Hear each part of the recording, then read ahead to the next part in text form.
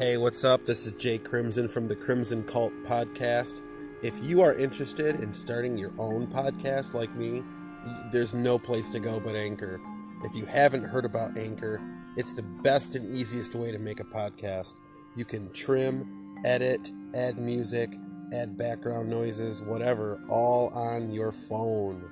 So download the free Anchor app or go to anchor.fm to get started. Thanks for listening.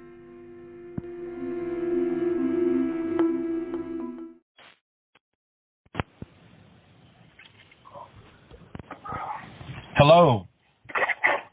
Hello there. Brad Loree. How are you, sir? I am good. So, welcome to the cult. He played Michael Myers in the Halloween Resurrection, which is part 8 in the film series. Thank you, sir. Brad Loree. How are you today, Brad?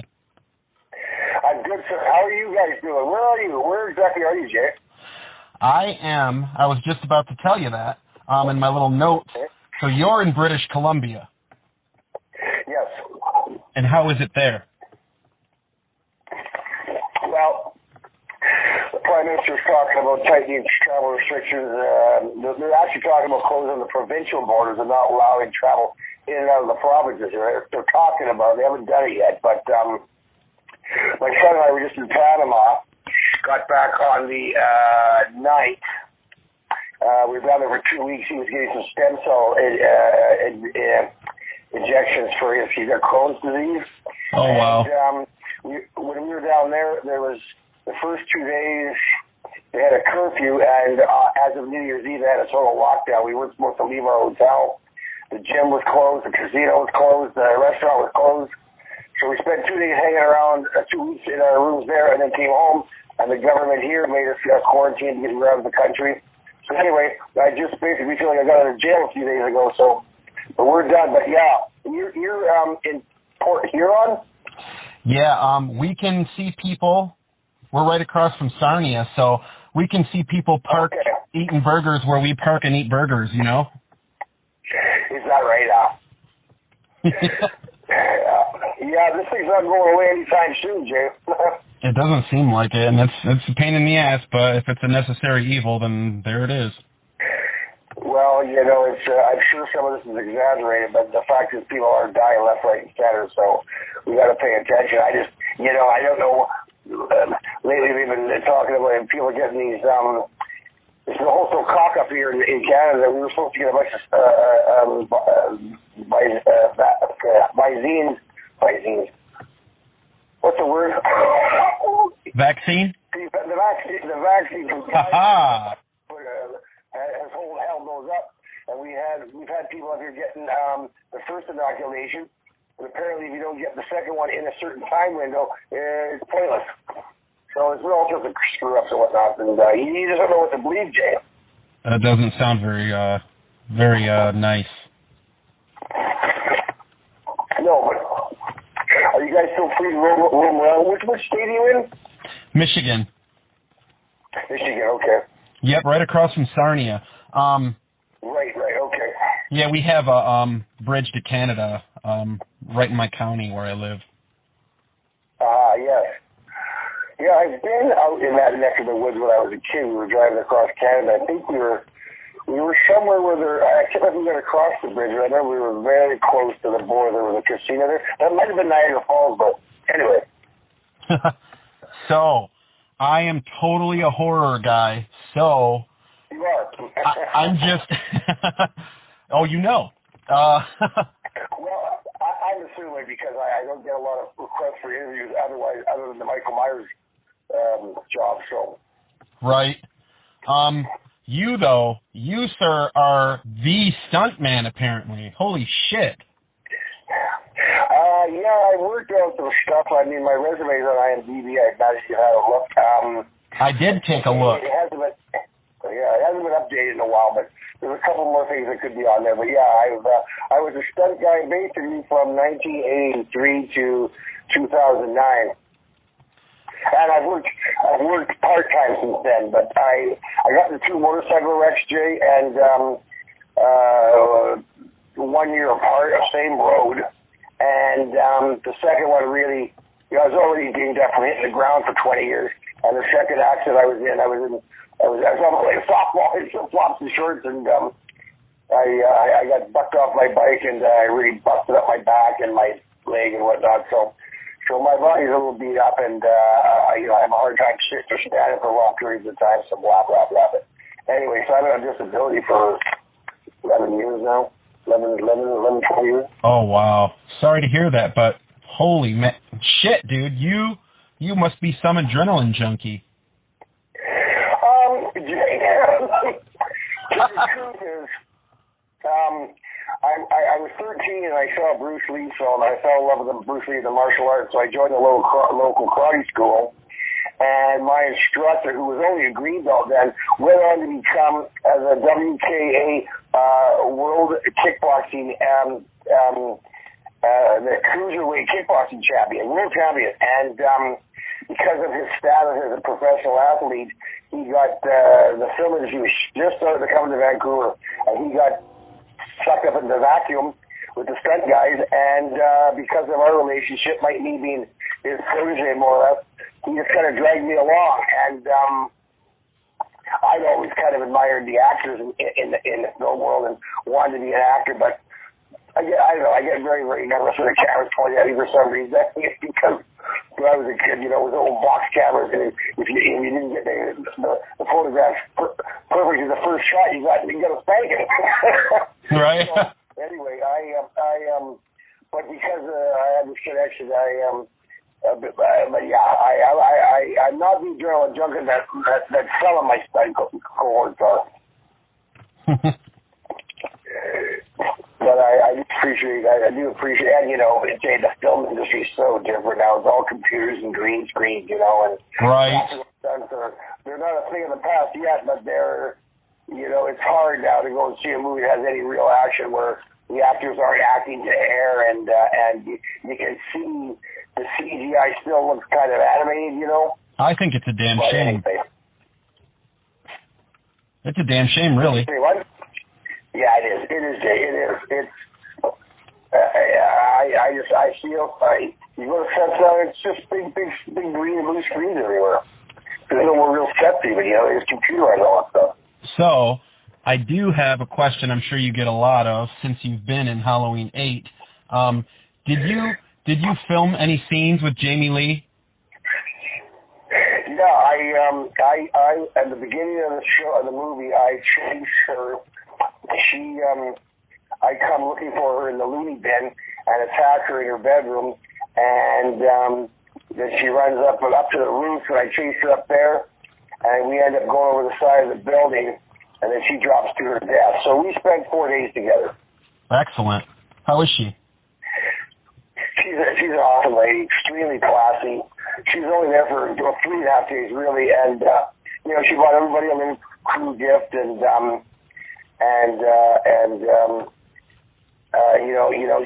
she's pretty much retired from being the lead in a lot of movies. She told me, because she donates all her time and a lot of her money now to the terminally ill kids. I guess it's the LA Children's Hospital. Yes.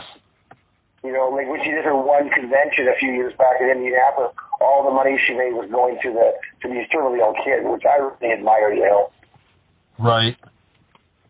No, she's a great lady. I really appreciate her as a friend. What are some of your favorite moments working on Halloween Resurrection? Well, Jay, of course, the moment where she kisses him before she falls to her death, that was a moment. I think one of my favorite moments. Well, I'm a big fan of Katie Sackhoff, the blonde girl who is. Been in a million things, Battlestar Galactica, and she's also been the deputy sheriff on Longmire. Right.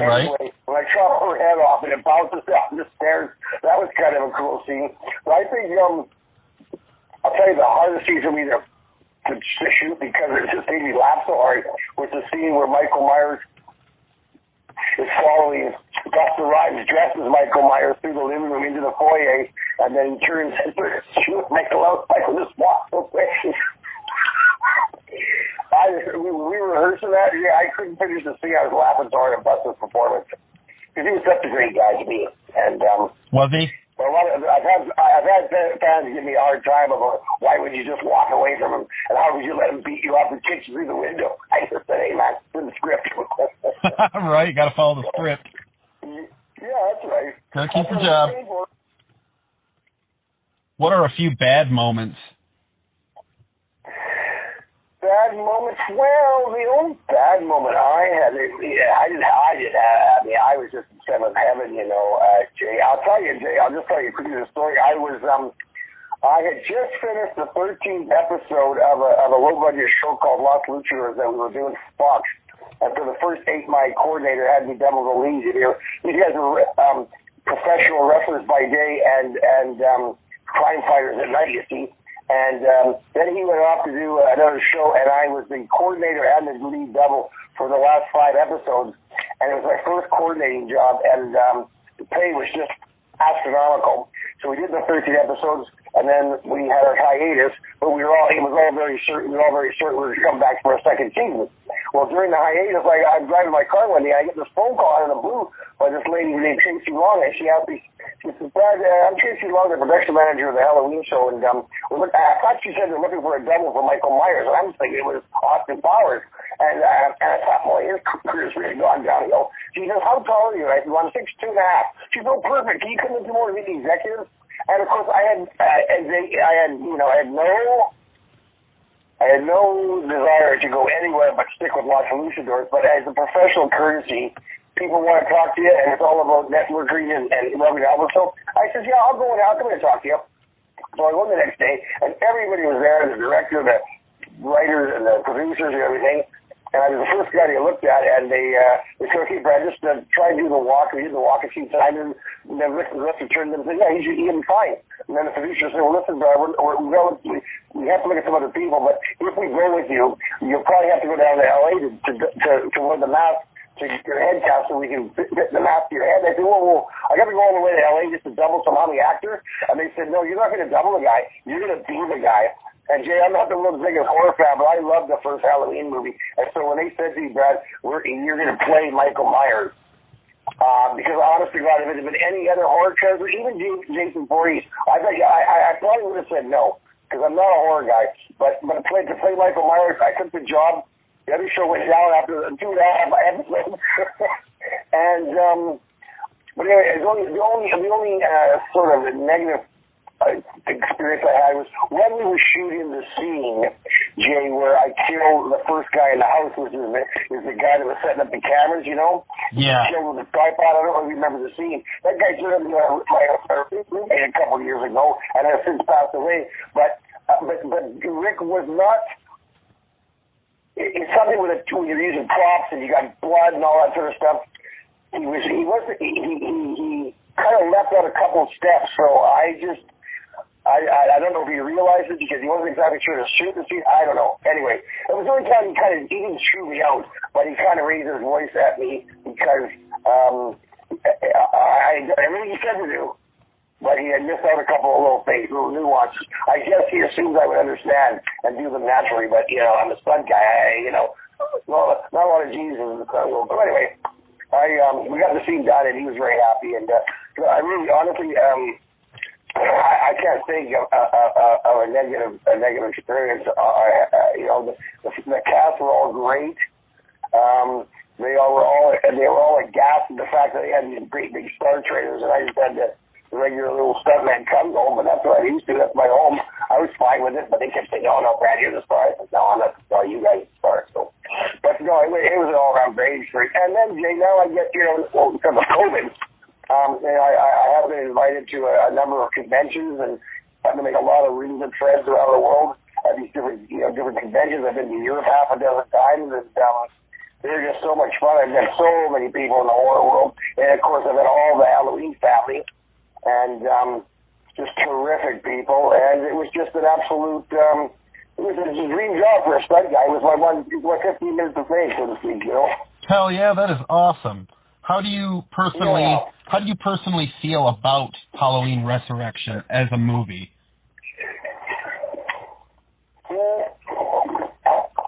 Well, I can see where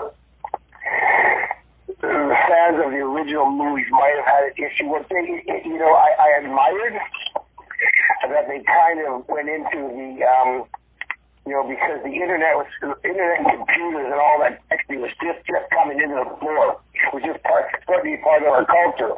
And they used that in the script, and I think that took some getting used to for some people. And I can see what people would like it. I can see what people would dislike it. But the film itself, originally the kid that was in the party texting her little friend, computer geek friend, he was the one that came to rescue her, and that's how we shot it. And we shot a different ending also. But when they showed the movie to the test audiences, they showed the film to test audiences, they didn't like the fact that it was the kid that saved her as opposed to Busta Rhymes, so we reshot it with Busta, and they didn't like the ending, so we reshot the ending of the film is the only part of the movie where it's not me as Michael Myers, where the mortician opens up the bag and his eyes pop open. That's not me. But that's the only part of the season. We shot that in New York, because we shot the ending a couple times in Vancouver, and then they had to reshoot in New York. So. But as a film, I thought it was progressive, and I liked it, although I got a lot of flack. In fact, I think the first dozen fans I ever met at a convention, Jay, tore a strip off me for letting Busta Rhymes beat me up. Oh, geez. About the homie beating up Michael Myers, and I was just like, he only kicked me through the window. It wasn't like he beat me up, and then he later. He gets stabbed and tries to beat me up with in the burning garage to get his ass kicked and thrown across the room. So anyway, come see me, Michael. Come see me. That's right. Yeah. Come see me, Michael. Come see me. Yeah. No, I love. I've had a lot of compliments on my performance. But a lot of people didn't like the story and some of the actors. I don't know. I like it, of course. My favorite one, of course, is the very first Halloween. I just think the first one is so it's just so creepy the way he moves. The way he's constantly coming, and that's why I watched the first movie over and over and over and tried to mimic Nick Castle's gait as much as I could, because I just thought that was what made him so scary, was the fact that he just had this methodical purpose to his walk and just keeps coming, And the second film was with Dick Warlock, which was also directed by Rick Rosenthal, my director. I thought was an excellent sequel. I remember sitting in the theater thinking, this is one of the best sequels I've ever seen. It's neck and neck with the original film, you see. Yeah, I love the sequel. Nothing today. Yeah, but so anyway, I mean, it's my second or third favorite ever Halloween. Let's say that. So I got to ask you this: do you have your own action figure? Do I have a Michael Myers doll? Yeah, that is like based on you and your character and your sequel. I think there's a resurrection doll. I had one. A friend of mine bought me one that was a foot and a half tall. It was what do you call a motion detector, and when you walked into the room, it would start to scream and it would play the music. But I don't know that it was based on the resurrection. I know there's different like every version of every sequel had its own mask. Every mask is kind of special to each of the Michaels, and but I don't know that I don't have it, because I mean I've had Halloween memorabilia, but I tell you, I moved a few times here and I don't have anything. Right. The thing I have to remind me of the thing is my 8x10, and I've got the lanyards that I get at the conventions. I keep those as a souvenir to look back on one day, but I don't have a lot of film paraphernalia in my house, so. Right. So you worked with Jean-Claude Van Damme and Time Cop? I worked with Jean-Claude Van Damme and Time Cop. I did, yes. Another interesting story. At that time, I was not a member of the local stunt group here, So the original stunt coordinator on that show was trying to keep me from getting any work on it, even though I was known as one of the guys in town that could, throw a kick and do a good fight scene. But it was all politics, you see. Then he got injured rehearsing a motorcycle gag for another show, and the new coordinator, she comes on. She phones me up. She says, "Listen, Brad, they've amalgamated two of the characters in the script of the bad guys, and I need you to come here and do a big fight scene, Jean-Claude Van Damme. But you've got to do a good job because the Americans haven't liked any of us stunt guys." Oh shit! I can't imagine it was true because my stunt coordinator, or my world champion kickboxer buddy, had done the fight with Jean-Claude in the office building, which was a really good fight anyway. So I come in there, and I don't want to blow them down a horn, but they were very happy, very happy. How was it working with Jean-Claude? Jean-Claude's, Jean-Claude back then, Jean-Claude's a very interesting guy. He's like a child. He's a very sweet, very naive guy, very friendly, and he was very happy. He was patting the American stunt coordinator on the back for casting me. When he was watching the replay on the playback, even though it was my Canadian friend that found me, of course, because when the American coordinators come to town, they usually use they pair you up with a Canadian stunt coordinator who then, because they know the people in town and they recommend the best people. They're sort of like a casting agent. And he was a good guy. I've heard some weird stories about him I won't say on the air, but he was very nice to me. So how do you like... And, sorry, go ahead. Well, I guess I empathize with Jean-Claude because I've had my bouts with booze and bucks, and he had a very bad cocaine habit and it almost killed him, and right. I really admire him for getting over that and continuing with this and continuing to work. He looks a little haggard, but I know he can still do the splits. But all in all, he was a sweet kid. I liked him. And I call him a kid because I remember when he was in his, I don't know how old he was when I worked with him, but I'm 60 years old now, so I call everybody a kid. Right. Santa Claus, good kid. So, do you prefer acting in a mask opposed to acting without one? Yes and no. Yes, because I'm so nervous in front of the camera. It's funny you say that because I just felt less nervous when I was, because this was, I was in certain scenes, it was about me, which you're not used to as a stunt guy. As a stunt guy, you're either flying through the frame for in half a second, or you're just some ND character. The shots are rarely about just you. That's the big gag you're doing. Anyway, but I remember feeling more confident because of the mask on. But the actor in me, which is I could calm down enough to be relaxed in front of a camera and do some normal acting jobs. And maybe one day I will, because there's always work for older actors in Vancouver. They hire the young studs in LA and they use the character actors, the older guys in Vancouver. Right. So we'll see. Yeah. So you, Mr. Loree, have been in quite a lot of films. For the people listening and for everyone in the cult at home, I want to name drop a few of these movies here. Okay.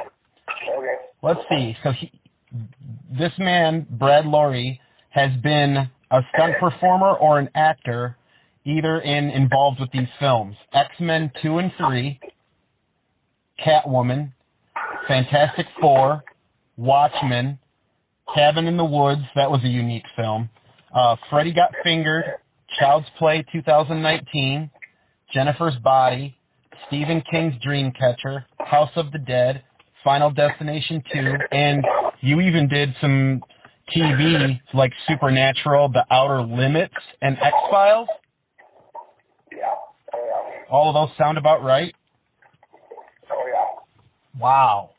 That's why I said you seem like you are the stuntman to know. Well, the stunt guy to know was my friend. He's passed away, my karate instructor. But I don't know if you know this, but one of my best friends was Ken Kurziger. My karate instructor was the one who introduced me to the film world, Jay. But I didn't have a lot of because I so admired him, I couldn't imagine ever being on par with him, is what I'm saying. I wasn't confident that I would ever be a working stunt guy. It was actually Ken Kersinger who took me under his wing, and he said to me one day after we got a day on set over a beer, he said, Brad, if you're going to paint a headshot, a resume, I'll take you around and introduce you to everybody that you should meet. And when they call you and it's your first time working for him, just make sure you do a good job. And he's Tony opened the door and Ken kicked me through it. And of course, you must recognize Ken's name if you're a horror guy because he played Jason in Jason versus Freddy. I was just about to ask. Yep, he does sound familiar. I knew he played Jason, but I wasn't sure which one. Yeah, he was. Well, he actually doubled Kane Hodder in Jason Takes Manhattan, which they shot up in Vancouver 30-something years ago, and then he got the part again when they came back to town. He played Jason in Jason versus Freddy, and Ken was actually probably the first one to hire me on X-Files because he was the stunt coordinator on there, and then Tony took over. See, there's certain things on my resume, there's certain shows on my resume, Jay, where I like on a TV series, whichever one you want to pick, where I'll work one day on the show ever. And then there's some shows like X-Files where I worked multiple episodes and multiple days, you see. But I don't make a point of pointing out that this one sentence, this one show is this big body of work, and this show is just this tiny body of work. Because there's all the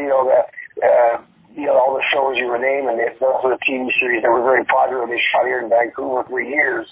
All the Canal stuff. I never worked on 21 Jump Street, and I never worked on Brooklyn. I was a little before my time.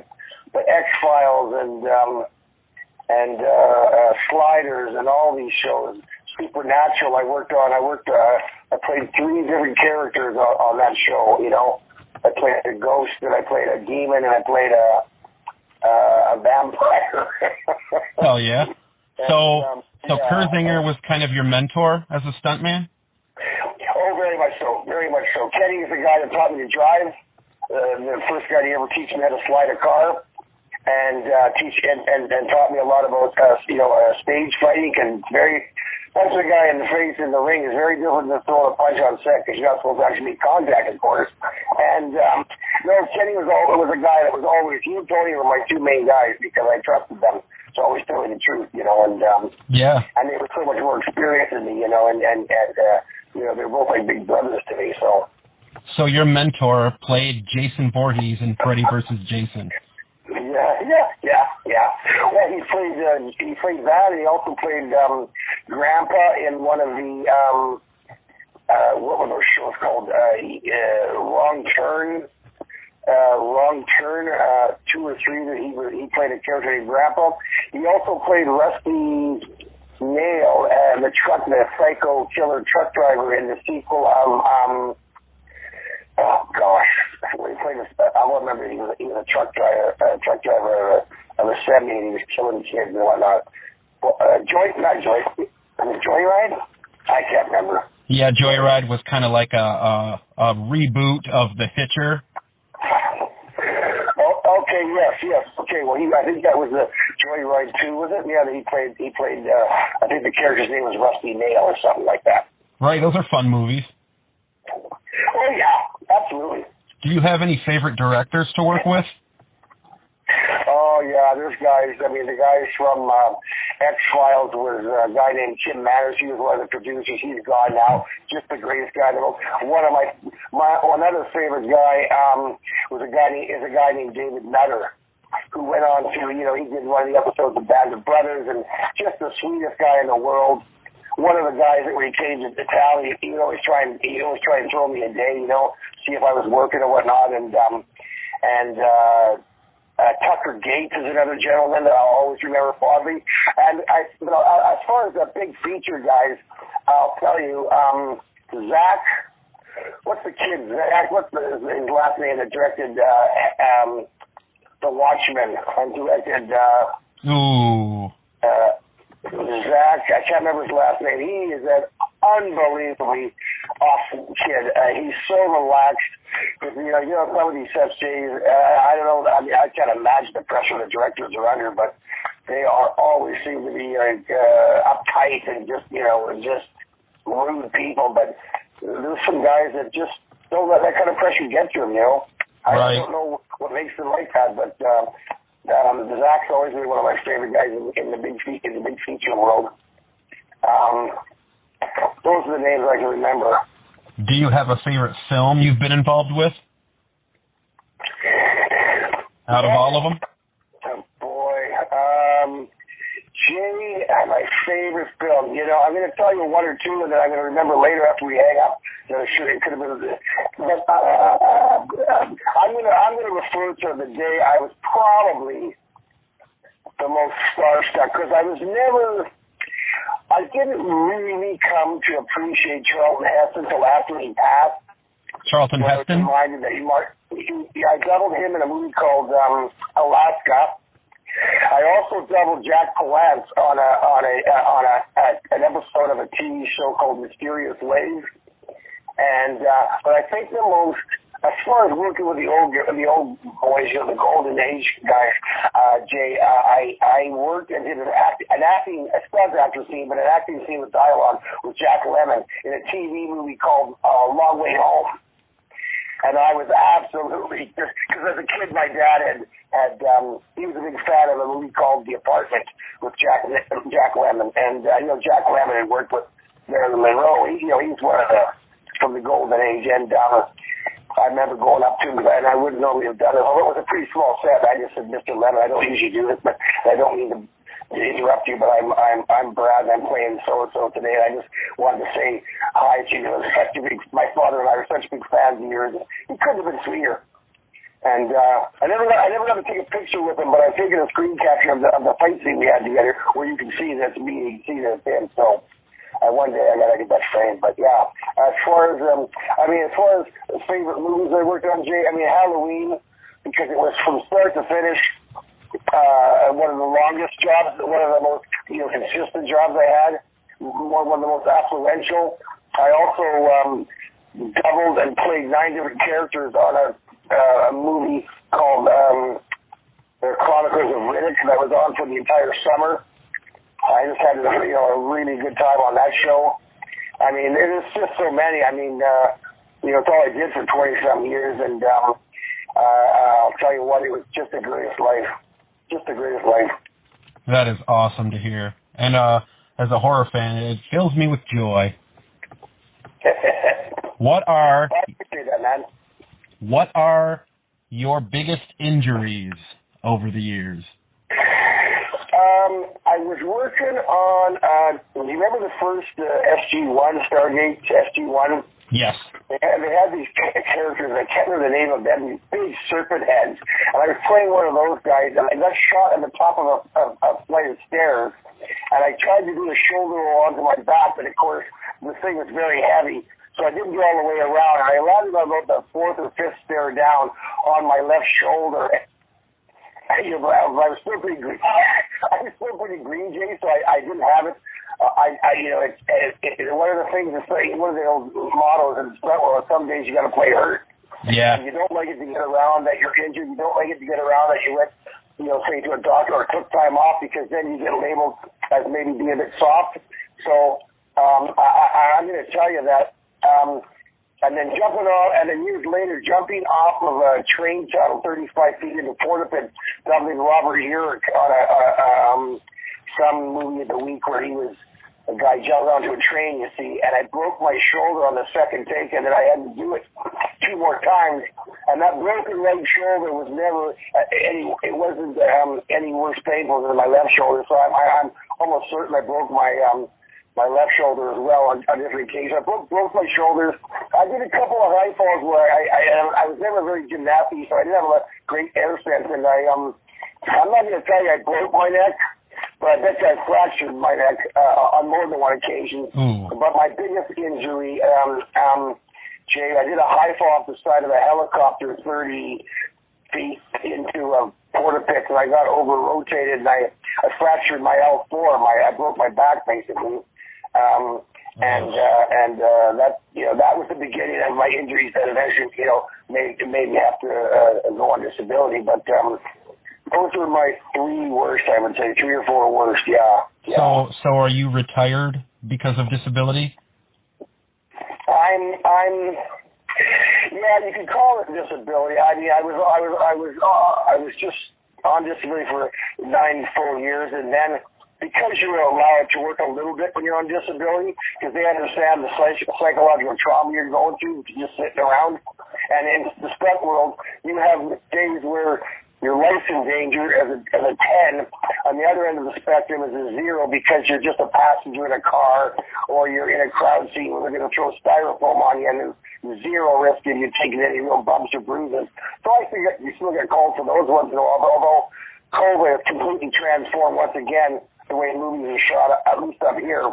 You know, the stories I'm hearing, it doesn't sound like it's anywhere near as fun as it used to be because you have to isolate.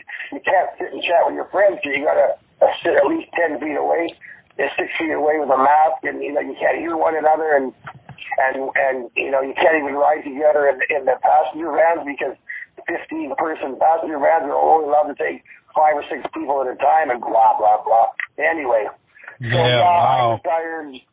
I'm semi-retired.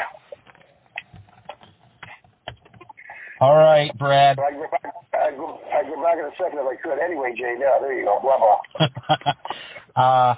You, when it comes to me, being such a big movie fan, you, sir, are a fucking hero. I'm happy to have talked to you. Movies are an important distraction, especially nowadays in life. Aren't they ever? You're absolutely right, Jay. So thank you for being a part of the cult tonight, and may peace be with you, good sir. God bless America, and listen, Jay, send me your contact info, and I'll shoot you an autograph picture or whatnot. Thank you, Brad Loree. And if you or any of your followers want to check out my website, it's I don't know if it's an actual website or it's just an Instagram account, but my son started it up for me because I can't sell autographs at conventions anymore. Okay. If you guys want to check me out there, but brother, let's stay in touch and drop a line anytime, Jay. Thank you for the opportunity. Do you have a link for that website? It's Big Bad Boogeyman Brad. One more time? I think it's bigbadboogeymanbrad.com, or this is embarrassing. No, I just embarrassed Michael fucking Myers. Man, I'm 60 and my kid, he just kicks my ass. He's so embarrassed when I try to talk to him. I'm gonna have to get that. I'm gonna have to email a text message that to you. And I can link it to this link for the podcast. That'd be awesome. I'd really appreciate that. Right, the people want it, they will find it somehow, some way. Isn't that the truth? Yeah. We're a creepy bunch. It's Big Bad Boogeyman Brad, I believe. So. All right. That was what you made, and kids, you guys take care, stay safe. Have a great 2021. You too, Brad. Thank you. All right, kid. Thank you, man. Good night. Bye-bye.